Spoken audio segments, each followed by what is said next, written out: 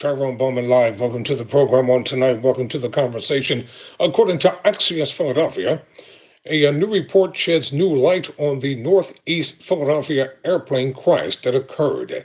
A preliminary report on the January 31st plane crash in Northeast Philadelphia found that the cockpit voice recorder didn't record any audio during the accident. So why does this matter? The report from federal investigators at the National Transportation Safety Board, or the NTSB, offers new insight into the crash that killed 7 people but stops short of providing a probable cause. The big picture is this: the plane crash in Philly came days after the deadliest aviation disaster in more than 2 decades, when an American Airlines passenger jet collided with a U.S. Army Black Hawk helicopter outside Washington, D.C. And what is driving this story is that investigators determined the Learjet 55's voice recorder likely hadn't been recording audio for several years, per the report. Investigators are still analyzing the plane's enhanced ground proximity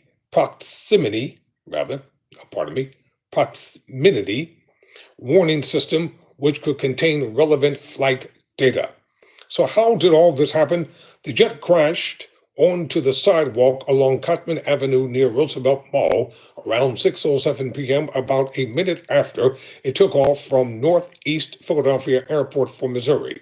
The plane reached an altitude of 1,650 feet, and the estimated descent angle was about 22 degrees per the report.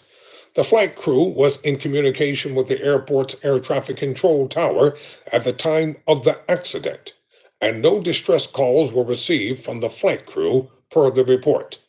The flight's pilot had 9,200 total hours of flight experience. All 6 victims aboard the plane were Mexican nationals: 2 pilots, 2 medical crew members, and 2 passengers. 1 person was killed on the ground, 37-year-old Philly resident Stephen Druitt. 24 people were injured, and debris damaged several homes, businesses, and vehicles. So the crash left a deep crater in the ground, and the debris field spanned more than 1,400 feet by nearly 850 feet, per the report. The